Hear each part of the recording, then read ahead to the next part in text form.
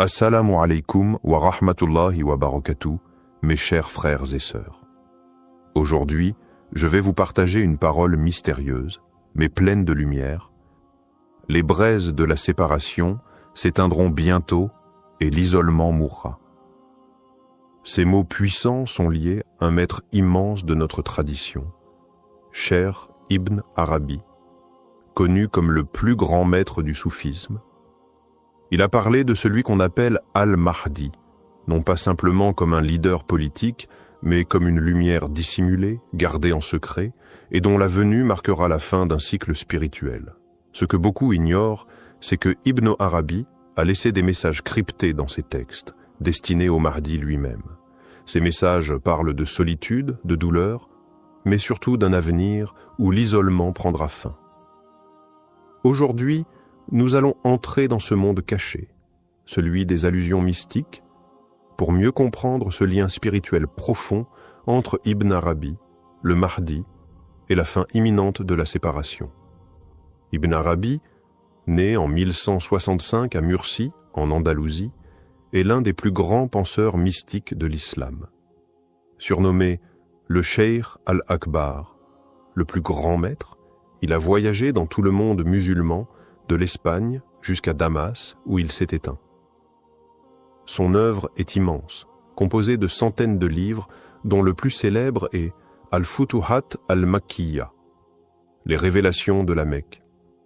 Mais ce qui rend Ibn Arabi si unique, c'est sa vision du monde spirituel. Pour lui, tout l'univers est le reflet d'un seul être, et chaque événement a une dimension cachée, intérieure, que seuls les cœurs éveillés peuvent percevoir. Il a parlé longuement du Mahdi, mais à travers un langage symbolique et profond, parfois incompris. Pour lui, le Mahdi n'est pas seulement un homme, mais une présence divine manifestée dans le temps. Un sceau de la sainteté, une lumière ultime descendue à la fin des temps pour réconcilier l'intérieur et l'extérieur. Il ne le décrit pas avec des détails physiques, mais avec des qualités spirituelles. Pureté absolue, connaissance directe, humilité écrasante, alignement parfait avec la volonté divine. Ibn Arabi insiste. Le Mahdi ne vient pas pour conquérir, mais pour dévoiler. Il n'est pas un roi des terres, mais un maître des cœurs. C'est dans ce cadre que l'isolement prend tout son sens. C'est un isolement voulu, nécessaire à cette grande mission. Selon Ibn Arabi, le Mahdi traverse une longue période d'isolement avant d'apparaître. Cet isolement n'est pas seulement physique, il est surtout spirituel. Le Mahdi vit caché, souvent incompris, en marge du monde, mais ce retrait est voulu par Allah. Ibn Arabi explique que cet isolement est une purification.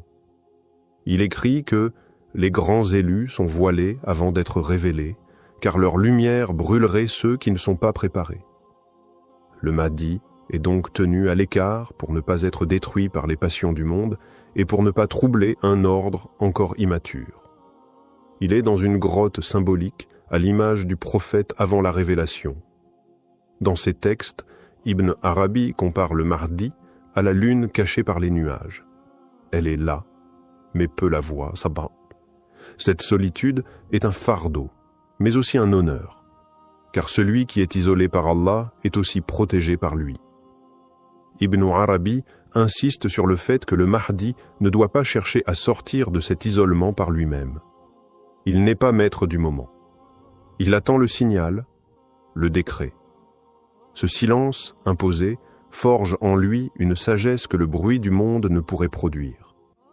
Et plus encore, c'est dans cet isolement que le Mahdi reçoit les messages cachés des saints du passé, y compris ceux d'Ibn Arabi lui-même. Ce retrait n'est donc pas un oubli, mais une préparation, un écrasement nécessaire avant l'éclosion. Quand Ibn Arabi évoque les braises de la séparation, il parle d'une souffrance qui consume lentement, comme un feu caché sous la cendre. Ces braises symbolisent l'attente, la division du monde, l'absence du Mahdi dans la scène visible. Elles brûlent les cœurs sincères qui perçoivent que quelque chose manque, que la vérité n'est plus incarnée pleinement. La séparation n'est pas seulement entre les hommes et le Mahdi, mais aussi entre les hommes et leur propre lumière intérieure. Ibn Arabi montre que cette douleur est universelle, elle touche les croyants éveillés, les saints cachés et même le Mahdi lui-même. C'est un feu discret, mais persistant. Il ne détruit pas, il rappelle. Il maintient en vie un désir profond de réunification. Mais attention, ces braises ne sont pas une punition. Elles sont le signe que l'union est proche. Ibn Arabi écrit que tant que le cœur ressent ce feu, c'est qu'il est vivant. La séparation devient alors un appel, une préparation collective. Le monde est dans une nuit obscure, mais une chaleur subsiste, une promesse silencieuse. Le Mahdi, caché, sent aussi ce feu. Il sait que l'heure approche où ces braises ne seront plus nécessaires, où l'amour entre les âmes fidèles et la vérité divine se manifestera pleinement. Alors, l'isolement mourra, car l'appel sera entendu. Pour Ibn Arabi, le monde se dirige vers une union mystique, une fusion entre l'invisible et le visible. Le Mahdi est la clé de cette réunion. Il ne vient pas pour créer un empire, mais pour réunifier ce qui a été brisé, les cœurs, les vérités, les dimensions. Ibn Arabi parle d'un moment où les voiles tomberont. Ce ne sera pas une conquête par l'épée, mais par la lumière. La justice du Mahdi ne sera pas imposée par la force, mais par l'évidence. Il viendra comme un miroir parfait qui reflète la vérité d'Allah sans distorsion. Cette union concerne chaque être.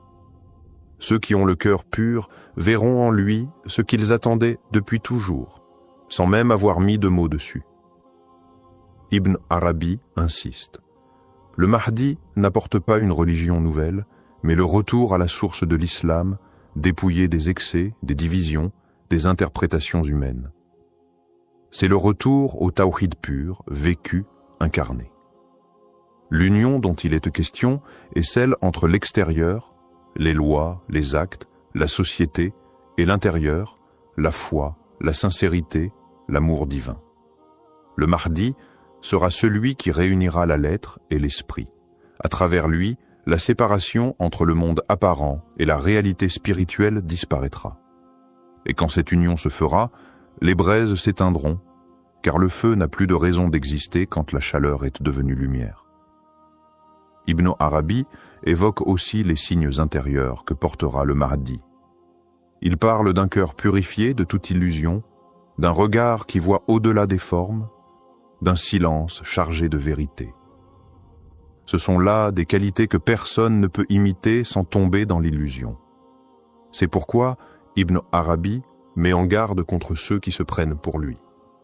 Il dit que le Mahdi ne se proclamera jamais. Il sera reconnu non pas par les foules, mais par les cœurs véridiques, les serviteurs éveillés. Ces derniers ne le reconnaîtront pas grâce à un discours, mais à une vibration profonde dans l'âme, une certitude sans mots. Ibn Arabi insiste. Les faux prétendants surgissent dans les périodes de trouble. Ils sentent le vide et veulent le combler, mais ils ne possèdent ni lumière intérieure, ni connaissance profonde. Ils imitent, mais ne manifestent pas. Le vrai Mahdi, lui, ne cherche pas à convaincre. Il est la preuve vivante. Il n'a pas besoin de discours pour faire jaillir la justice. Ibn Arabi dit que même ses ennemis sentiront une vérité qu'ils ne pourront pas expliquer. C'est cela qui désarme, qui bouleverse. Il ne sera pas adoré comme une idole, mais aimé comme une miséricorde. Et c'est pour cela que son isolement est aussi une protection. Tant que le monde n'est pas prêt, sa lumière reste couverte, comme une braise sous la cendre. Mais cette couverture est temporaire. Dans l'un de ses poèmes, Ibn Arabi laisse entendre que le Mahdi recevra des messages spirituels transmis à travers les rêves, les inspirations et les révélations intérieures. Il écrit « Celui qui hérite de la lumière verra sans les yeux, entendra sans les oreilles et comprendra sans les mots. » Ces paroles ne sont pas banales. Elles indiquent que le Mahdi ne sera pas guidé par un savoir académique ou des stratégies politiques, mais par une science divine directe, ce que le cheikh appelle la science muhammadienne. C'est une connaissance qui vient sans intermédiaire, directement inspirée du prophète lui-même, parfois même dans les rêves, parfois dans un état de veille mystique. Cette science est rare, inimitable. Elle ne s'apprend pas, elle se reçoit. Ibn Arabi insiste. Le Mahdi sera entouré de serviteurs cachés, des awliya Allah, des saints silencieux qui reconnaîtront sa lumière et l'aideront sans jamais attirer l'attention sur eux-mêmes. Leur rôle est d'accompagner discrètement, de protéger et de confirmer intérieurement ce qu'ils voient en lui. Ensemble, ils formeront une armée invisible, une force spirituelle. Ibn Arabi décrit cette époque comme un moment où les réalités cachées deviennent visibles et où la vérité ne sera plus une simple croyance, mais une évidence vécue dans les cœurs. Et à ce moment-là, l'isolement disparaîtra définitivement.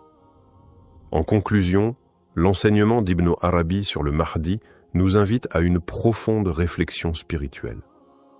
Il ne faut pas être égaré par les apparences et les fausses proclamations, car le Mahdi ne sera jamais un simple homme de pouvoir, mais un guide spirituel incarnant la pureté et la justice divine. Son isolement, loin d'être une faiblesse, est en réalité une préparation divine, un moment d'affinement spirituel. Lorsque l'heure de sa manifestation viendra, il ne cherchera pas à conquérir, mais à unifier. Ce n'est pas une bataille physique qui l'attend, mais une victoire sur les ténèbres de l'âme humaine. Le Mahdi est la promesse de la fin de la séparation, de l'unité retrouvée, d'un monde où la lumière divine régnera. Ainsi, chers frères et sœurs, préparons nos cœurs à cette rencontre et soyons prêts à reconnaître cette vérité lorsqu'elle se présentera sous la forme du Mahdi, lumière silencieuse dans l'obscurité du monde.